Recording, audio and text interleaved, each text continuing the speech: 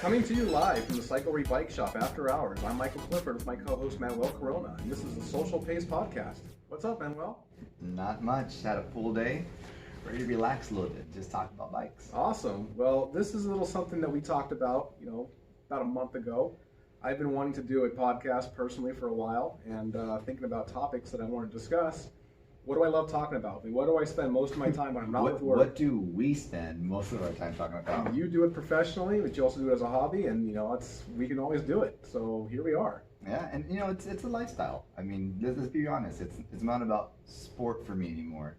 When it started off, it was rehabilitation, and then later on, it became just passion in sport, and now it's just lifestyle. Like I love riding bikes with my kids. I love riding bikes alone. I love riding bikes with my wife. I love riding bikes. Good. Well, before we get into that, I actually want to recircle back on that to rehabilitation. Rehabilitation. That's a tough word for me to say. That's why I just say rehab. Rehab's a great word. Yeah. Let's talk about ourselves a little bit. Why we're doing this. So, Manuel, tell me about yourself. In my mid-30s, I have 3 kids, a beautiful wife, Alicia. I've been riding bikes for over 10 years. Mostly riding bikes for over about 15 years, and I've been a mechanic for about 10 of those years. It kind of started off as I have to be a mechanic because I was racing, and it got pretty hard for me to pay for all the bills because I wasn't the best rider. And then slowly but surely, the riding just became more and more passion-based. I think the biggest thing was where I started was important for me because I started off trying to be the commuter. And I got injured, and that's what led me to ride a bike. They said, ride a bike, good for your back, stretch it out. What does that mean, commuter? Commuter's just like, I was trying to get to work. At that time, gas, it was like skyrocketing. It was like $6-7 a gallon. And even though I didn't live very far, I was like, I'm not going to pay this. It's just too much, too much. So I was looking into getting like a flat bar bike, something that, would be good from A to B, but not sport. And I met the right guy. The right guy turned me on to the idea that it could be more than just getting from A to B. Yeah. Great. Well, there's a whole lot of topics we're going to cover over the course of maybe this show and future episodes. Keep you guys coming back. Manuel, I'm Michael Clifford. I've been riding bikes for probably about 5 years now, but seriously, over the last 9 months is when I really got into it. I am also married, 2 kids. I'm in my late 30s. Wonderful wife, Heather, my youngest, Evelyn, who just turned 3 on Friday, and my son, Oliver. And both of them, they see me riding bikes, and they want to ride bikes with me, so it's been fantastic. I do not work with bikes professionally. I'm a software and systems engineer and a technology manager. I've been doing that for the better part of 20 years. I really do enjoy it. It's something that as you do professionally with bikes, you work with something you love. I too work with computers and technology, and it's really exciting for me. And I've been very lucky to land with great companies. And again, back to my riding styles. I've been riding for about 5 years, off and on. I actually met Steve at this shop, and his at the time one of his engineers or mechanics, Tyler, and his partner. I walked in. We bought our house, and I was looking. I wanted to ride. I wanted to ride to the store. I wanted to ride with my son around the park. And I met Steve and got hooked up at the shop and bought my first bike, a Giant Escape, and really just fell in love with it. And as you know, when you start riding a bike, you want to ride a bike more, and you want to start buying more bikes. And everybody gets to participate in riding bikes, and it's awesome. So here we are. Definitely. That's pretty cool. And I like the idea because when you first came to me, because I had thought about doing a podcast, I have like a little YouTube thing I do and stuff like that. But I had never really found who to do a podcast with. And then the idea that it comes from a writer, coming from almost like the opposite side of me. I'm the mechanic. I've been doing it for a good while, doing the racing thing. Just someone just kind of starting off, someone who didn't come into it as serious as I did and kind of grew into it. Because to be honest, since I started, I was serious. The idea of commuter never really happened, actually. When I first started riding, I was like, yes, get a commuter bike. Well, that never happened. I got a road bike from the get-go. That first week, I was already racing. So that's kind of interesting for me because I never commuted to work, not once. But I ended up riding 200, 300 miles a week after that. This was when you first bought your first bike. So what was your first bike? Well, I'm interested. I don't know this. I've known you for a few years now. I don't know what your first bike is. My first bike was a James Ventura Sport, full aluminum. I didn't even opt for the carbon fork. It was the least expensive bike that he sold of its kind. It had like 7 speeds in the back and 2 in the front.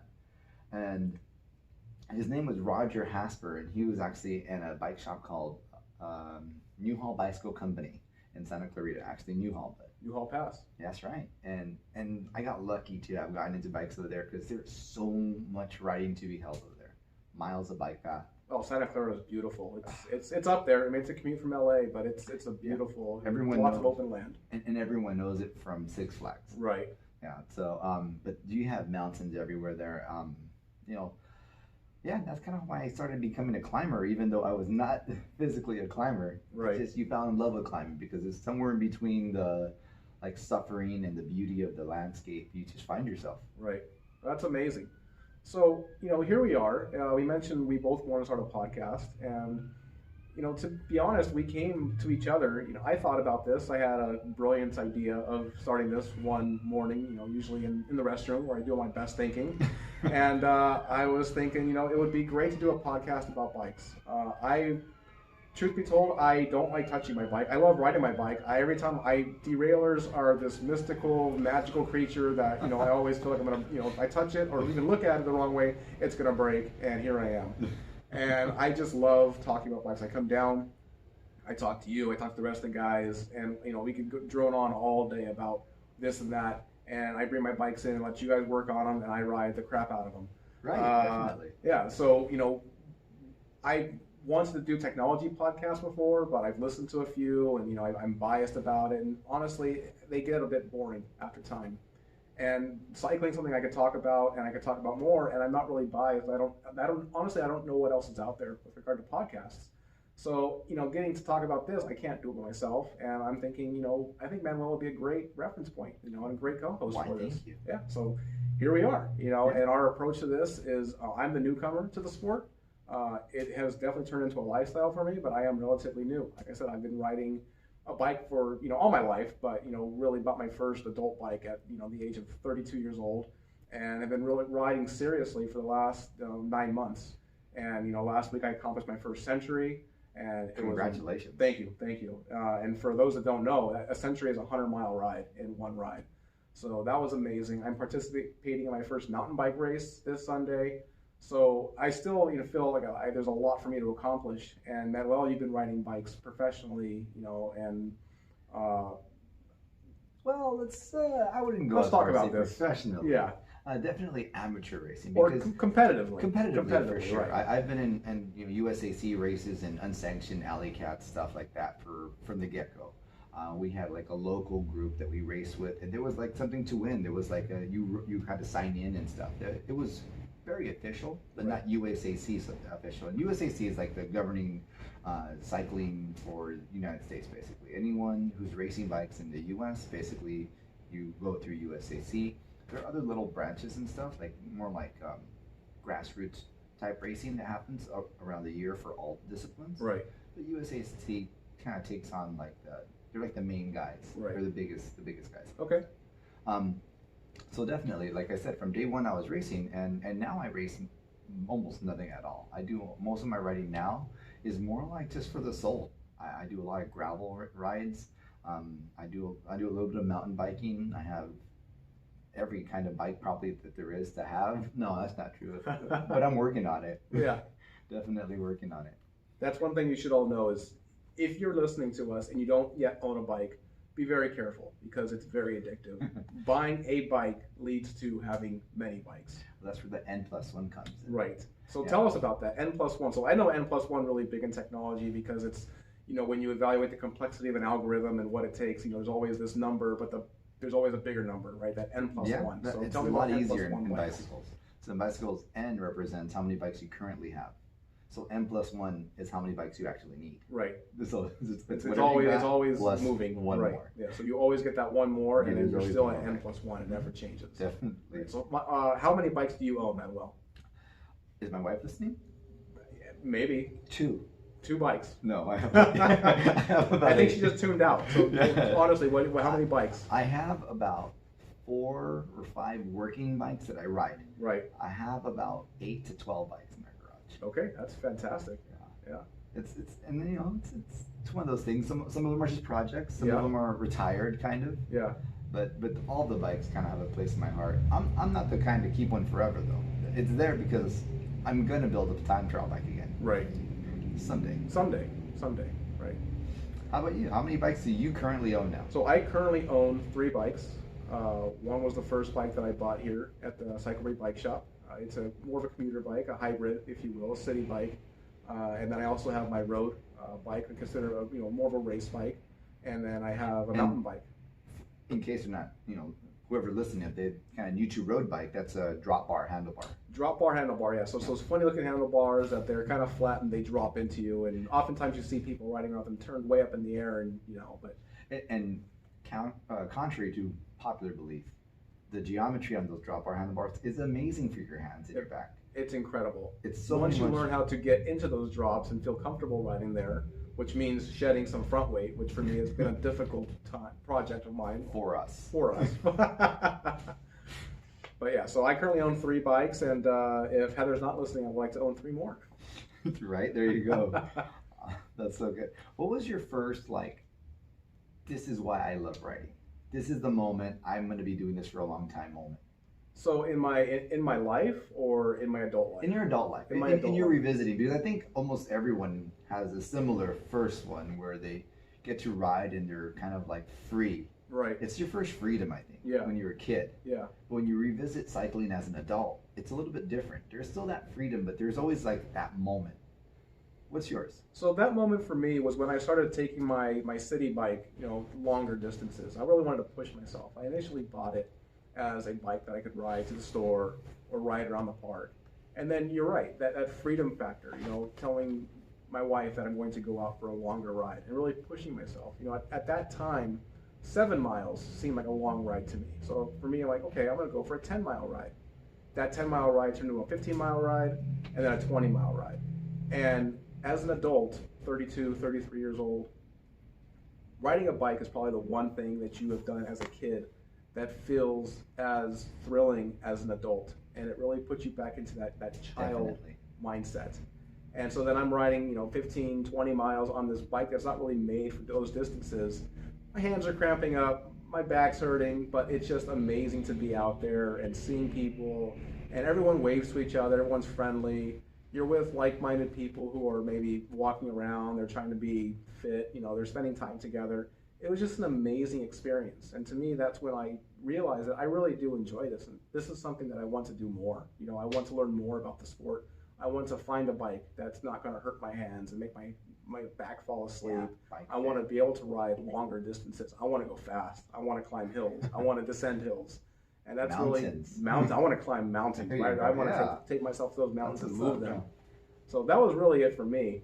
And if I may, as a kid, we all grew up, we ride bikes.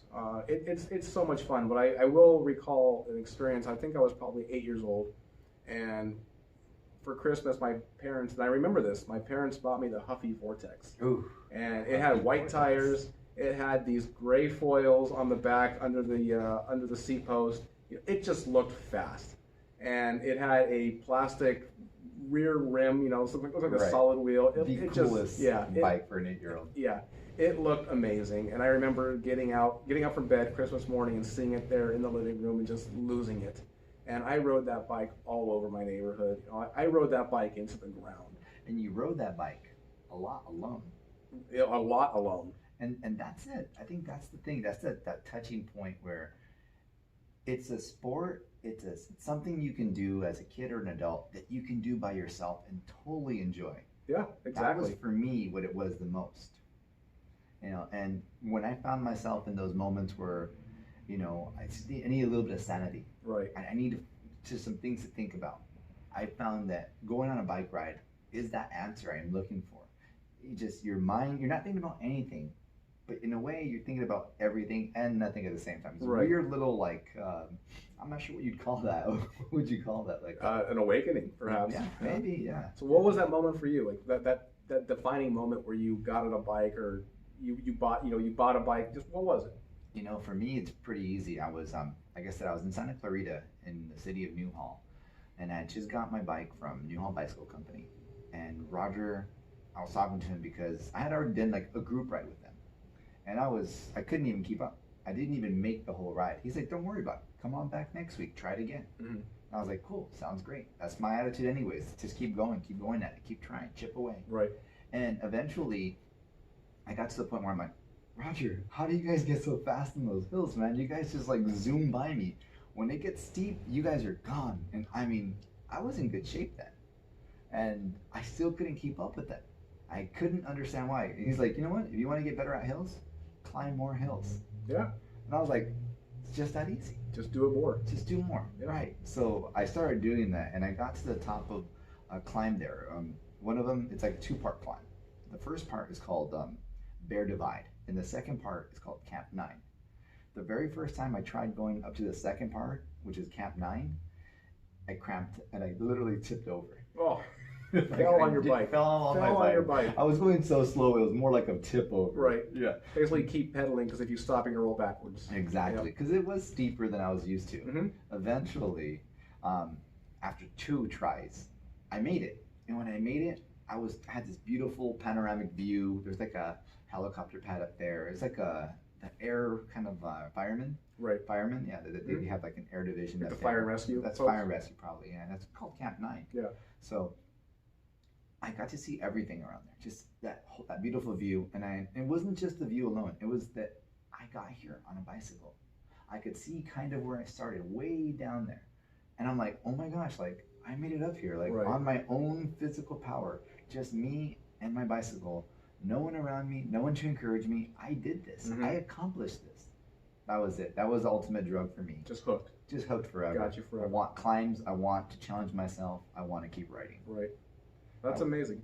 Yeah, when you go those distances, whether it be a mile or 100 miles, I got here under my own power. And you just did 100 miles. Yeah. How was that? What kind of experience was it? Did you go through the gambit of feelings and emotions? So I had been riding earlier this year, I started riding with people from the shop. And before then, I was riding primarily by myself. And for me, it was that time away, just to clear my head, the time away from, the family who I love dearly, but, sometimes you just need to get away and to clear your head. Give you perspective. Exactly. And it was a time away from work. And, just really, it was me time. And it was the one thing I did that I could do that would make me feel better and make my interactions better. And, when my kids are 10 years old apiece, I want to be able to keep up with them. Right. So I started riding harder, and I hit a wall. I wasn't able to ride further. I wasn't able to get faster. I found myself, I hit a plateau, honestly. Right, it happens. Started doing group rides, and as you just said, I was really intimidated. I had to explain to one of the team ride leaders, Big Dan. Everyone knows Big Dan. Everyone knows Big Dan. We got to the riverbed. The riverbed goes down to Seal Beach. I said, Dan, I've never ridden with a group before, so I just want to let you know that I need to know what the hand signals are. I just, walk me through this. Really intimidating. Dan was super chill, walked me through it. It also helps that Big Dan is like 6'5", right? Can't miss him. Not intimidating, right? Yeah, not intimidating at all, yeah. Because I'm 5'10", and I'm looking up at Dan saying, hey, man, I've never ridden with a group before, so take me under your wing because they're way up there. Started riding with them more, and that first ride out to the beach, it's a ride I had done by myself many times. So let's talk about, real quick, sidebar, why this podcast is called the Social Pace Podcast. What does a social pace mean to you? Quick tangent, listeners. Oh my gosh, a social pace. A social pace is a pace that, in my opinion, that's spicy enough that the slowest person in that group can keep up but challenge themselves. Okay. That's social pace for me. It's like no one's gonna get dropped, no one's gonna get left behind, but it's definitely gonna be a challenge. It's like we're social, yeah, but you're still moving. Okay. Because then it's a cruise. It's a cruise, yeah. That's different. So let me tell you about a social pace for me and what a social pace means for this great group of riders at the Cycle Bike Shop. Social pace means that you can basically hold a conversation from the shop to the first intersection. After that, it's no holds barred. You won't get dropped. You will not get dropped, but you will find yourself, if you're the last rider in the group, the people ahead of you are having a nice conversation and drinking coffee, and then when you catch up to them, it's let's roll. Well, that's a given, though. That's a given. That's an unspoken rule of cycling. It really is. Now being spoken on the Social Pace podcast. Yep. So I found myself in this group ride. It's a social pace, nice, brisk ride out to the beach, a ride I had done countless times before by myself. It's 32 miles round trip. It's not a bad ride. It's flat. Fairly flat. My fastest time on that before was like 2.5 hours. That was my plateau. So I'm riding with these guys. We stop.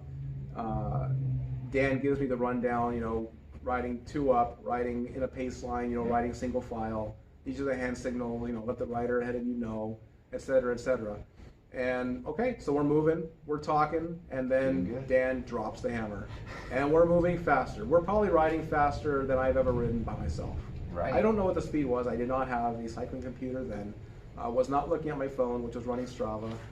It just felt fast. And I'm riding behind Big Dan. Oof. I don't feel anything. There's no wind in front of me. That is like the perfect guy to be behind. It really is. I really cut my teeth riding behind Big Dan. So I did that 32 miles faster than I'd ever done before. I don't recall what the time was, but I started cramping towards the end, and it got a little difficult. And I was like, wow, I cannot keep up with these guys. Yeah. I asked Dan, Dan, how do I train? What do you ever recommend? And Dan gave me the simplest piece of advice ever. Just keep riding. Just spend time in the saddle. And that really stuck with me. And, I really owe it to him. And I want to toss a few names out there, but, Dan and Kevin and Elmer and Ryan and the rest of the guys at the shop, honestly, just, encourage me, just ride. Doesn't matter where you ride, just ride. And It's amazing.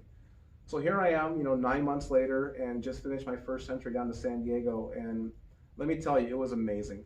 My longest ride before then was about 66 miles.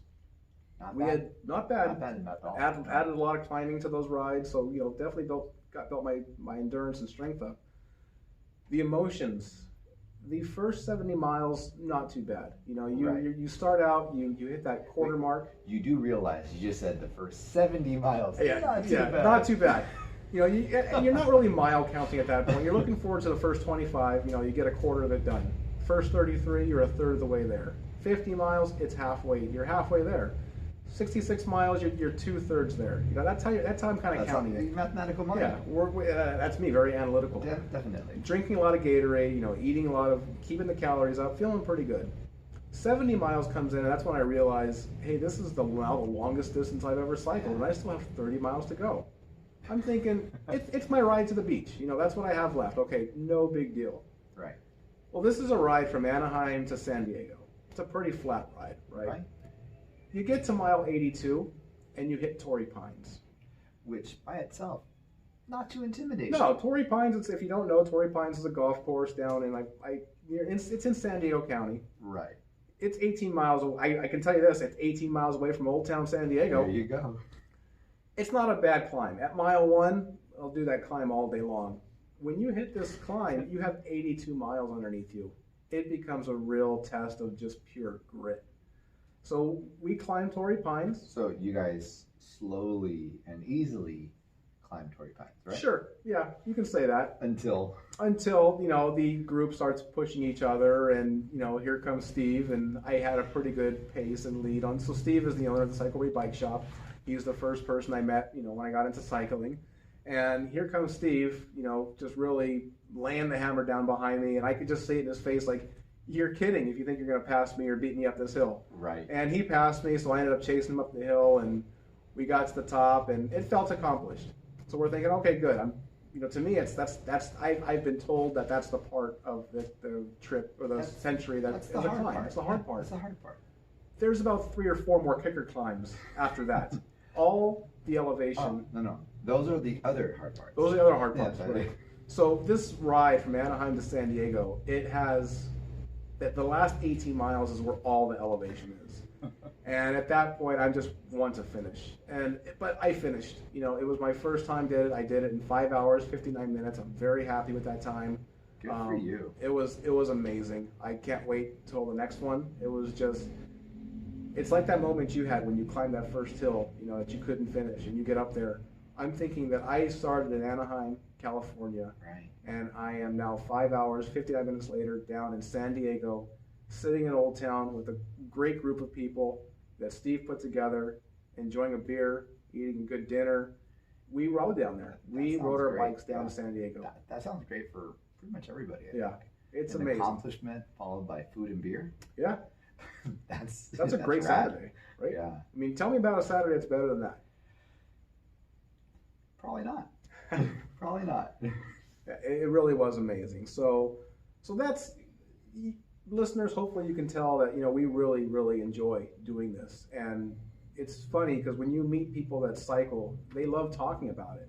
And even if you don't love hearing about it, they love talking They about love it, right? talking about it, yeah. They are their biggest fans, and that's what's amazing. Because you kind of learn to be your biggest critic and your Yep. biggest fans. Because cycling is so real. It gives you everything you give it back. And Right. when you neglect to ride, it gives that back to Yeah. you. It lets you know, like, hey, you haven't been on your bike in a Yeah. while. You're gonna feel it right now. Your bike lets you know that it missed you. It Oh, missed yeah. you bad. Oh yeah. Or if you eat a bad meal, it reminds you. No, It's just definitely. it keeps you in check. It's kept me balanced. It's really pulled me back to my center. I think that's a good word, balance. I think equilibrium is huge, especially right now where there's so many gadgets, so many phones, so many things to get you distract you, too many distractions. Right. To just turn all that off for a second, go out there in the fresh air, like the hashtag says, outside is free. Outside is free. You just go out there and you start riding, and you can forget about that. Like, Yeah. honestly, I've never ever once in my life been on a bike ride and thought, I wonder what, I don't know, let's see here, where's the friends is, who played me? Right. I wonder what, Clash Royale, Right. like if my whatever is happening there. Yeah. Nothing. No, my mind is like just so into the moment. Right. Yeah, it's amazing. You're out there and you want to push yourself. When you're riding with people, everybody pushes each other. It really is an amazing experience. And when you find the right group, it doesn't matter if you're fast, doesn't matter if you're slow. Everyone just encourages you. Everyone reminds you, hey, it beats being home sitting on the couch. It beats being home doing nothing. And for me, I love doing it. For me, it does pull me away from my family sometimes, but my family sees me doing it, especially my kids, and they want to do it as well. And it's something that I hope they carry with them as they get older and are able to ride those distances that I can do with them. Because I tell you, my son's 6 years old. I'm looking forward to him being able to do this with me. I look forward to his first ride to the beach with his dad. I look forward to my daughter's first ride to the beach, their first climb up Turnbull with me. I really am looking forward to that. I've had that kind of like those moments once or twice too. Like I had a nephew, and my nephew, we did a beach ride together. We went up Turnbull together, and like those memories are just etched forever for you. You just Right. always got it. My son Matt, we did a ride just around town a few times, and then we started practicing for a cyclocross race. And he and I did he did his first race ever when he was like 10 years old. Nice. Like, that's such a cool moment Yeah. for me. And it was a legitimately difficult cyclocross race Right. in Witter Narrows. And it was so fun. It was put on together by Dorothy Wong, and I want to say it was SoCal Cross. And it was just so much fun. Like, the atmosphere was right. It was great. If you've never been to a cyclocross race, have you ever been to one? I have not. Dude, this is the year. Cyclocross is back. This is the What they year. say. This is the moment. Right now, cyclocross has just started. Yeah. We need to do that. We got to take you there. It's so much fun. You could borrow my bike. Okay. Like, you can go do it. It's just so much fun. That sounds great. But yeah, and that's the thing. Those memories you build when you do these things, it's not so much like I don't know. Like, I could forget some of the times I played baseball or football, Yeah. but I remember most of the rides I do. Yeah. They're always attached to something. There's always some emotional, like there's a reason you did it. And even when you the rides that are the best are the ones that you really had to motivate yourself to get out for, right? The Perfect. ones that you're like, I don't want to ride today, but you still end up suiting up. You put those cleats on, you clip in, and you go. Mark, who works with me here at the Cycler Bike Shop, he and I were talking about this because he was like, "Hey man, I have my car. I can take you home. Sometimes I commute. I get to work on a bike. Right. I wish I did it more often, but sometimes. Yeah. Right. And he was like, I'll drive you home. It's okay. And I said, you know what? I don't really feel like riding right now. And he kind of stopped me and said, but as soon as you get on your bike, you're going to be okay. Huh? Right. And I'm like, yeah, Yeah. that's exactly it. That's how it is. And that's how it was for me this last Sunday. After that ride to San Diego, you had hosted a ride on Sunday called a gravel ride. It was, a short ride, but, some climbs. I was looking forward to it. And Saturday night, I remember I let you and Mark know, hey, I'm probably not going to make it tomorrow. Sorry, Right. I'm tired. I woke up Sunday. Understandable. Yeah, understandable. I woke up Sunday and I thought to myself, I'm going to go do that ride. I need to get my legs moving. I may do it slow. And I am so glad that I did, and I felt a lot better than I thought I would after that 100-mile ride. Right. But, I really did enjoy that ride with you and the rest of the group. It was amazing. Got to see some of the beautiful sights in the areas that we live in. And it was just a good time. And, I would have really missed out on that if I just was lazy, honestly. Right. It's definitely it. Yeah. Find the motivation to start is the hardest. Yeah. But once you're there, it's so rewarding. You have plenty of motivation to continue. Yeah.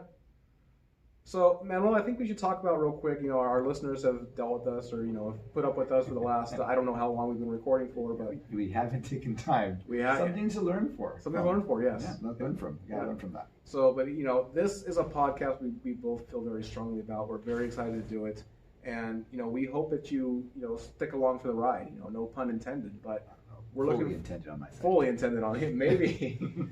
Be careful. Too many puns at this shop will get you kicked out. That's right. It is right.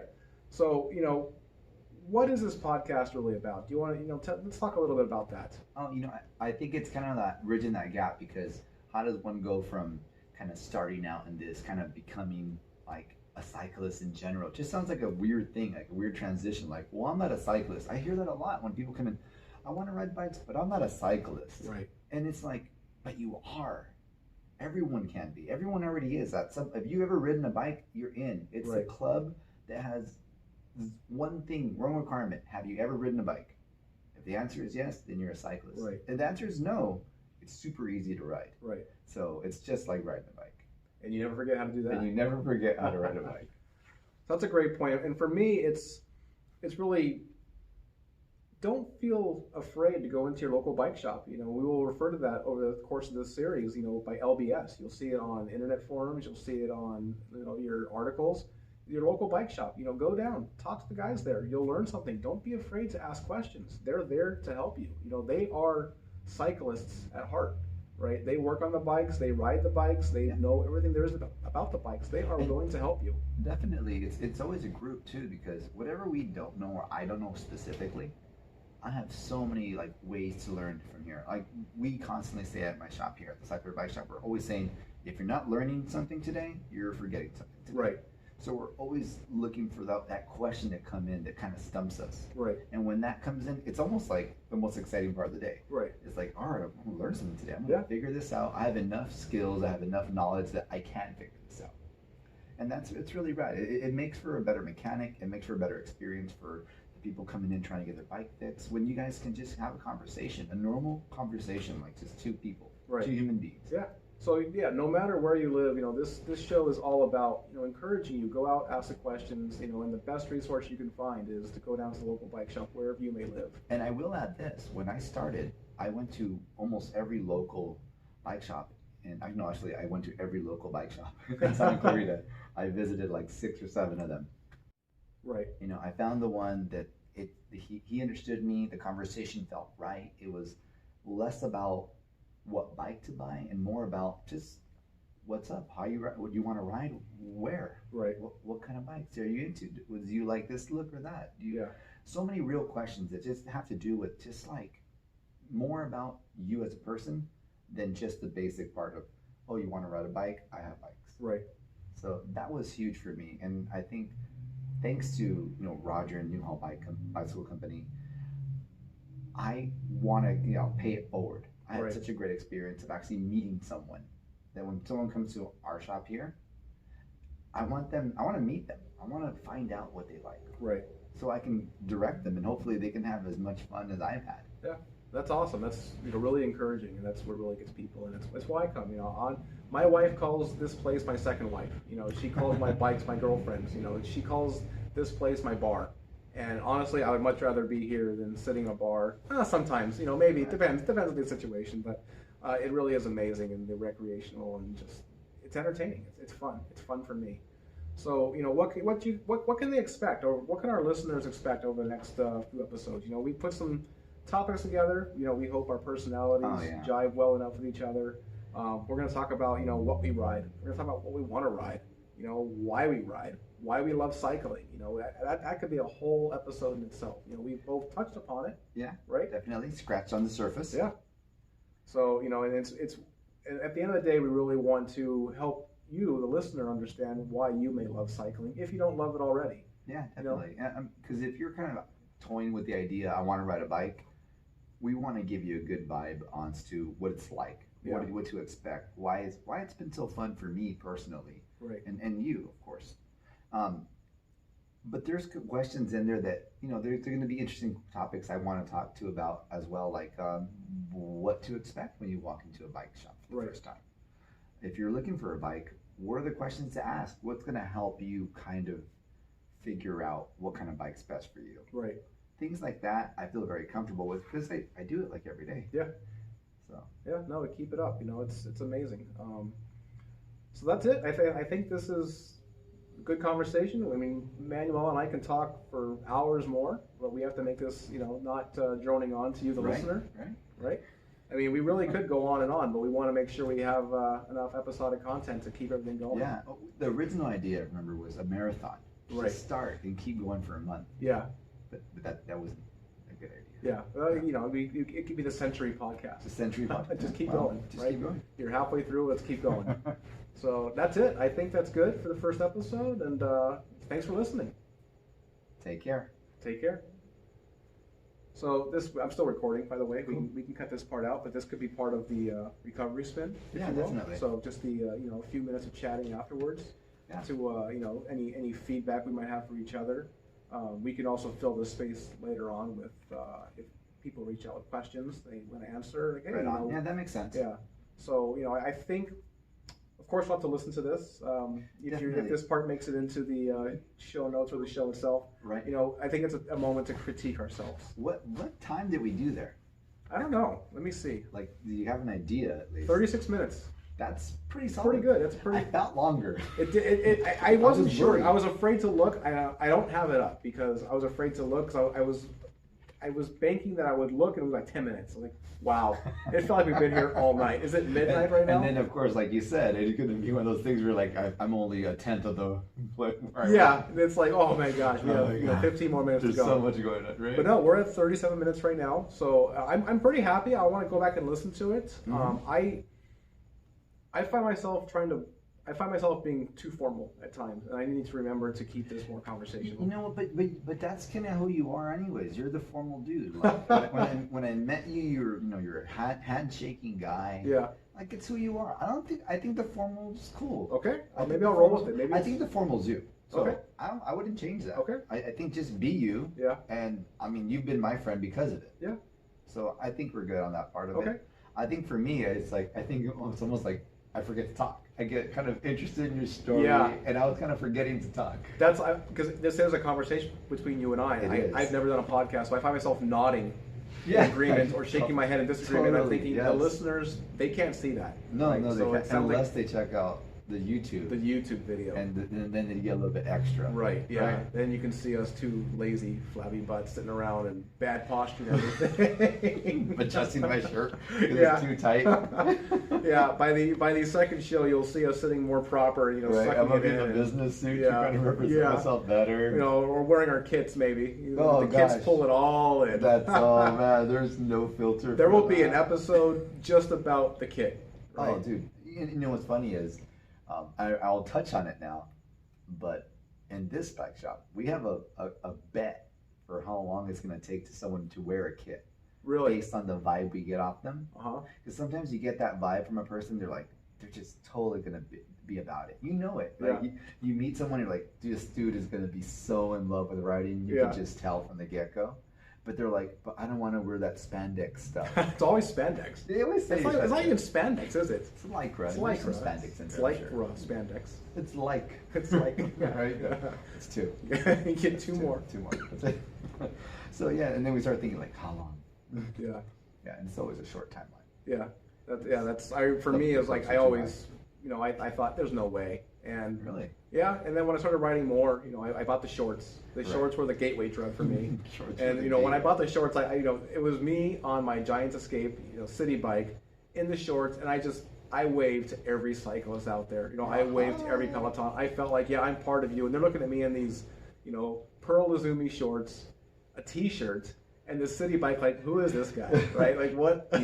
What you said there is right on the money because I started wearing Lycra day one. Yeah. Like I bought my bike and the kit the same day because mentally for me, like my mentality for it was, if I was playing basketball, I'd wear basketball shoes and the shorts. Yeah. You know, and when I played football, I wore the funky outfit and the jock strap.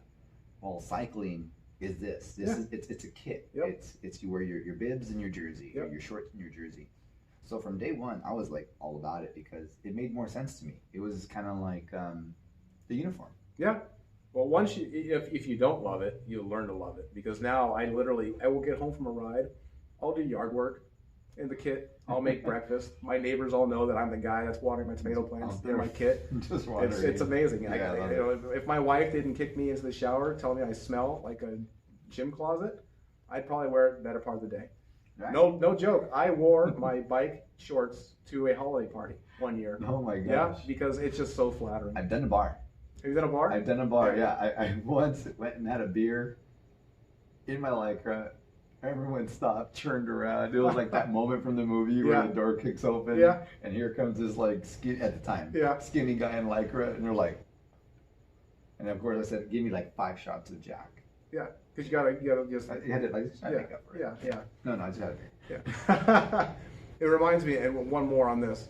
It reminds me of that scene in Super Troopers, where they're incognito in disguise, and they say, oh, bikers, because one is dressed up as a motorcycle biker. You got to give a little bit behind it. So basically, they had a secret relationship. Yeah. Oh, yes, right? yes. And they wanted to meet incognito, so they met at a biker bar. Yep. And one is wearing very Village People-esque, typical biker leather, everything. Yep. And the other one comes in with like a 10-speed and Lycra. Yep. And he looks at her and says, "Oh, a biker bar." Great scene, great movie. Go see it. You should definitely. Yeah. So I think we're good. I just want to, why we decided to do this. I think we should close on, why I decided to do it and why I chose you, and why you decided to do it and why you agreed. Like I said, I really love cycling. I ask my coworkers, ask my friends who don't do it. I talk about it a lot. Probably more than they care to hear. One of your friends, Mark, actually said that's all he talks about. Yeah, yesterday I could hear him saying that, and but he's kind of fed off of that now. He wants to ride. Yeah, that's awesome. And I just wanted to talk about it, and I know that there's people out there like-minded to myself and experience-wise that may want to get into it or may have gotten into it and really don't know how to take it to the next level. To make it more definitely more from that riding a bike to that lifestyle that it is, and it's a fantastic lifestyle. And that's kind of my side of it too, because I see your side of it, and it makes sense to me because I see a lot of people like that because I work at a bike shop. We sell bikes, right? But my side of it was the opposite. I was a dive-in head first guy. I hadn't ridden a bike in years, and I got a road bike and wanted to race the next day, but I still had the recovery to do, so it took a little longer. But I was in it from even before I should have been. So from my side of it, if you are going to jump in the way I did, I'd like to be able to give a little bit of that information that I was missing at the time. I wore out a drivetrain pretty quick. My first bike, I had to get whole new parts because I didn't lube. I didn't do my chain. I didn't change gears right. I just ran it hard, and like I said, that's why I became a mechanic, because I went through so many parts. I broke so many things on my bike that I was like, man, I wish I would have known this before I went, and did, 1,000 miles. On the wrong gear because I didn't want to shift down to my little rig. Because I think that was I thought that was going to slow me down. Those things are they're huge. Like someone just telling you, hey buddy, it's okay to use the granny gear if it's a steep climb. Like that'd be huge for me because that me didn't know any better. And I was alone because I didn't want to ride with people just yet. It took me a good week before I rode with people. And on that first week, I had already done damage to my bike.